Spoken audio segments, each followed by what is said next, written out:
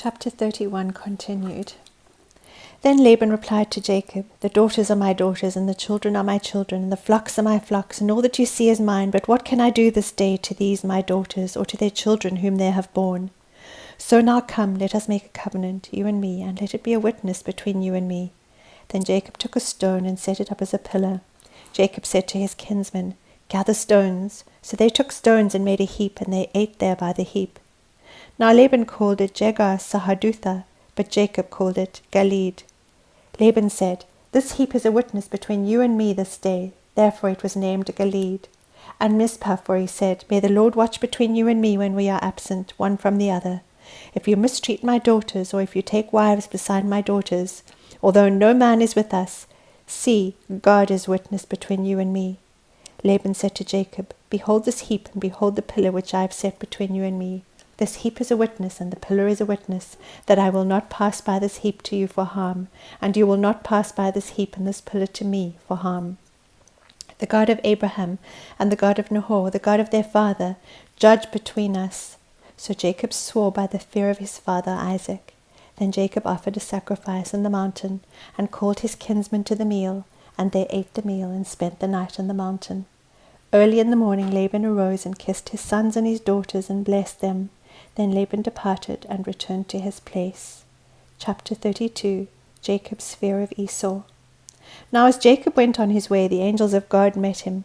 Jacob said when he saw them, "This is God's camp." So he named that place Mahanaim. Then Jacob sent messengers before him to his brother Esau in the land of Seth, the country of Edom. He also commanded them, saying, "Thus you shall say to my lord Esau, Thus says your servant Jacob, I have sojourned with Laban and stayed until now. I have oxen and donkeys and flocks and male and female servants, and I have sent to tell my lord that I may find favor in your sight."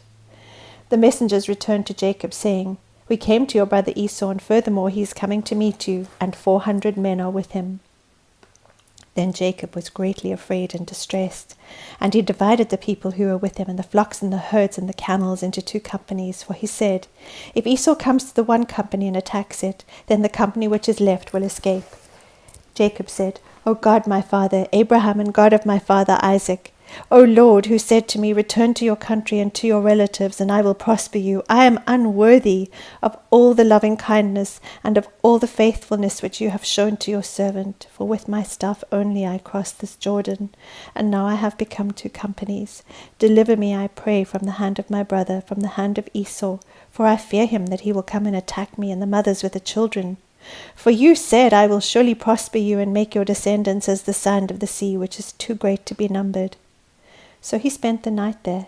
Then he selected from what he had with him a present for his brother Esau, 200 female goats and 20 male goats, 200 ewes and 20 rams, 30 milking camels and their colts, 40 cows and 10 bulls, 20 female donkeys and 10 male donkeys.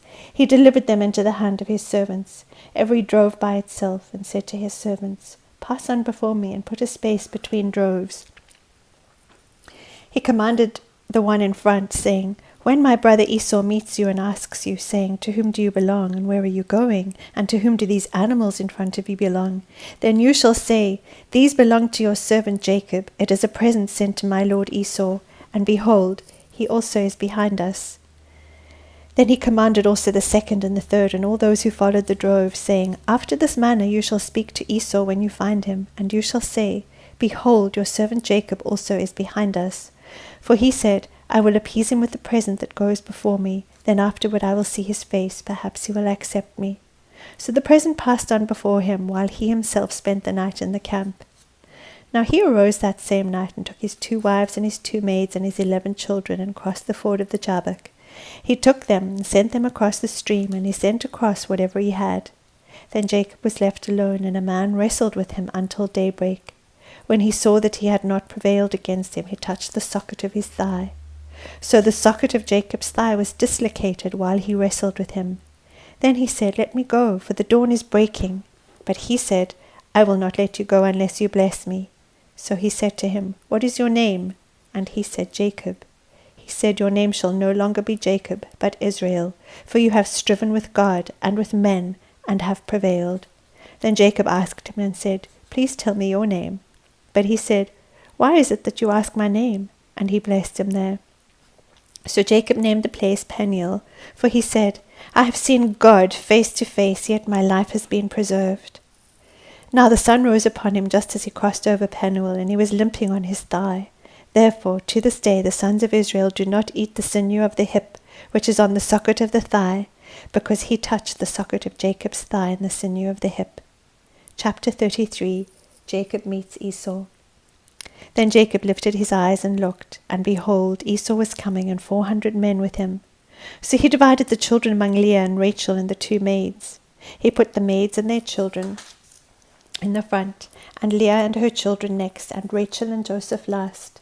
But he himself passed on ahead of them, and bowed down to the ground 7 times, until he came near his brother. Then Esau ran to meet him, and embraced him, and fell on his neck, and kissed him, and they wept. He lifted his eyes, and saw the women and the children, and said, "Who are these with you?" So he said, "The children whom God has graciously given your servant." Then the maids came near with their children, and they bowed down. Leah likewise came near with her children, and they bowed down. And afterward Joseph came near with Rachel, and they bowed down. And he said, "What do you mean by all this company which I have met?" And he said, "To find favor in the sight of my lord." But Esau said, "I have plenty, my brother. Let what you have be your own." Jacob said, "No, please, if now I have found favor in your sight, then take my present from my hand. For I see your face as one sees the face of God, and you have received me favorably. Please take my gift which has been brought to you, because God has dealt graciously with me, and because I have plenty." Thus he urged him, and he took it. Then Esau said, "Let us take our journey and go, and I will go before you."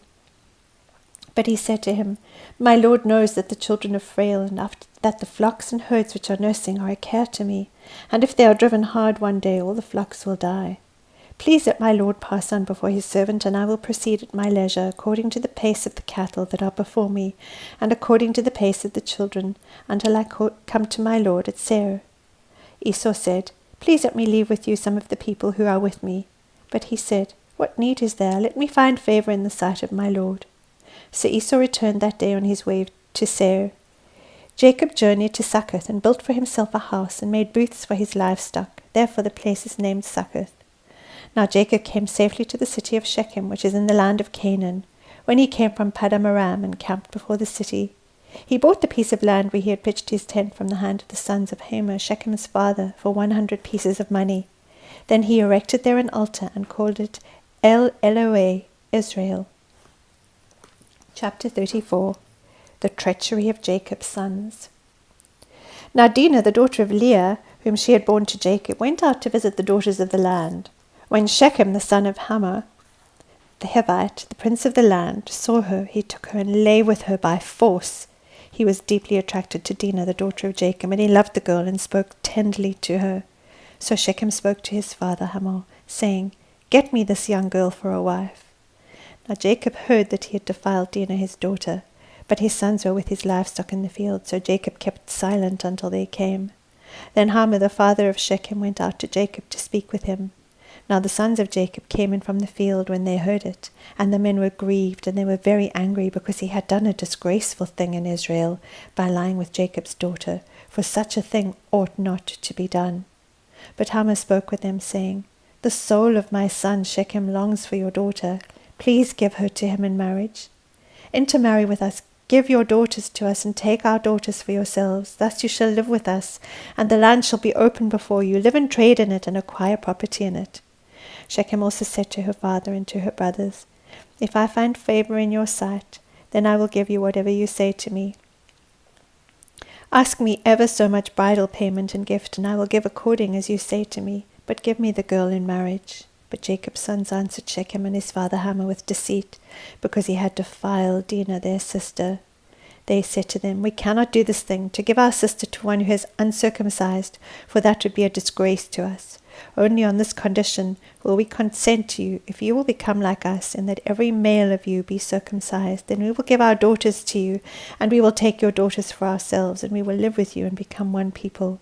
But if you will not listen to us to be circumcised, then we will take our daughter and go." Now their words seemed reasonable to Hamor and Shechem, Hamor's son.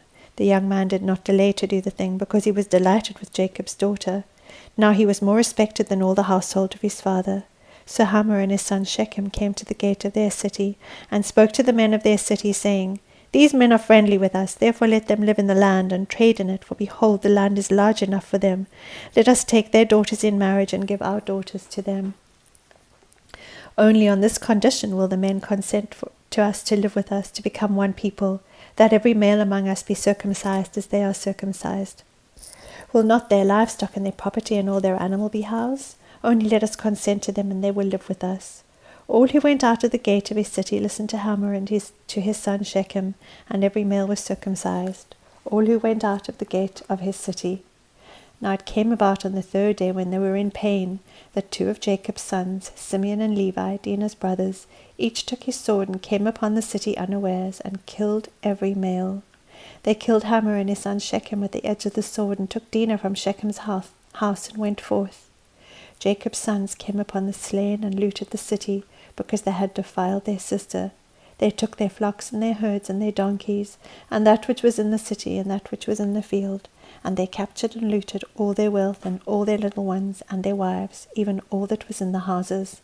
Then Jacob said to Simeon and Levi, You have brought trouble on me by making me odious among the inhabitants of the land, among the Canaanites and the Perizzites, and my men being few in number, they will gather against me and attack me, and I will be destroyed, I and my household. But they said, Should he treat our daughter as a harlot?